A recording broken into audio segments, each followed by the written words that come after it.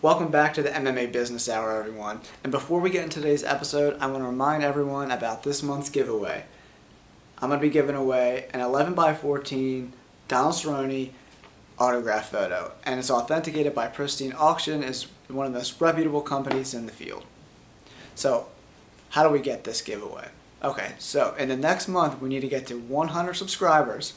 And if we get to 100, I'm going to send this out to one lucky subscriber. All you got to do is go in the comment section, leave the word subscribed, and then at the end of the month, if we're over that 100 subscriber threshold, I'm going to pick one at random and send out this sweet autograph photo to everyone. Stay tuned for this week's video. Thank you guys. Wow. What can we say, everyone? Jon Jones is back.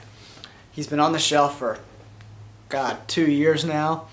And it was announced this weekend by Dana White that he will be fighting Ciryl Gane for the recently vacated heavyweight championship of the world. This fight is really interesting. And I think it's going to be a lot tougher fight for Jon Jones than a lot of people are thinking. Jon had a lot of trouble with Dominic Reyes, and Reyes is a southpaw, and that jab followed by that left hand gave him a lot of trouble all night long.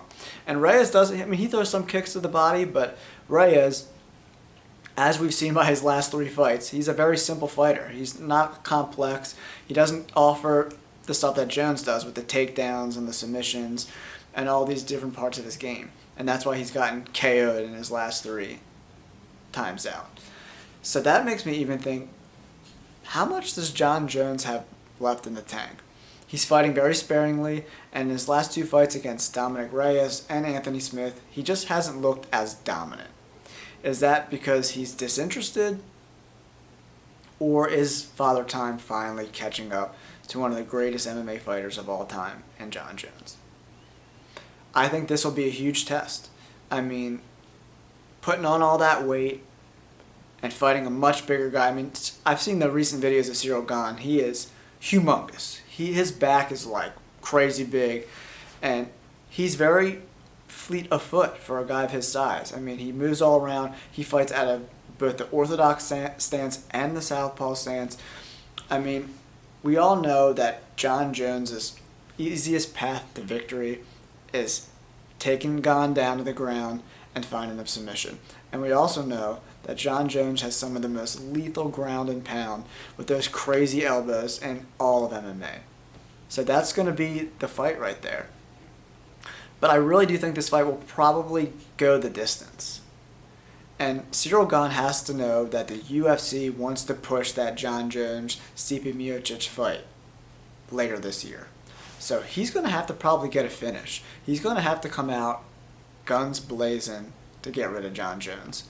And Jon hasn't looked that good of late. I mean, he's off another 2 years. I mean, I think he's training with Henry Cejudo a little bit. So, I mean, he's got a lot of good guys surrounding him. But when you're not in the cage, when you're fighting once every 2 years, once every 3 years, I mean, the ring rust, I think, is inevitable, right? Your timing's going to be a little off. And that's exactly what happened in the Reyes fight and the Anthony Smith fight. I mean, he just can't finish guys anymore. He just seems his timing's a little bit off. He's a little lethargic. And it kind of reminds me of what happened to Tyron Woodley later in his career. He kind of got a little gun shy. I mean, the last 5 or 6 Woodley fights were a snooze fest. He just wouldn't let his hands go. He's afraid of getting taken down. He's afraid of getting cracked. And his career, with each fight, less and less output. So it'll be interesting what Jon Jones' strategy is in this fight. What I think Jones is going to do, he's going to attack Ciryl Gane's legs. He's going to come out with that swift kick to the knees. And he's going to look for Ciryl Gane to overextend himself and then take him down to the ground. So Gane's got to fight a smart fight. But if I had to put my money on it, I think Jon Jones is going to win this fight by decision. I think it's going to go all 5 rounds. What do you guys think about this fight? Who do you think is going to win in a potential matchup? Well, not a potential matchup, a matchup that has been booked. I think it's March 4th in Las Vegas for the vacant heavyweight championship of the world. So this is going to be a really exciting fight. I'm really excited to see what Jon Jones has left. I mean, if he goes in there and it's a lackluster performance, I don't know what the UFC does. Now that Ngannou's gone, I mean, that heavyweight division is, you know, that pantry is looking bare. You know, there's only a couple guys. We got Blades, we got Pavlovich. I mean, Derek Lewis is on the downside of his career. I think he's out of contention for pretty much for good. I mean, the Dawkins brother, he was looking pretty good, but he's been smashed his last few fights out. So, I mean, there's not a lot of competition to be had in the heavyweight division. So, thanks everyone for tuning into this video.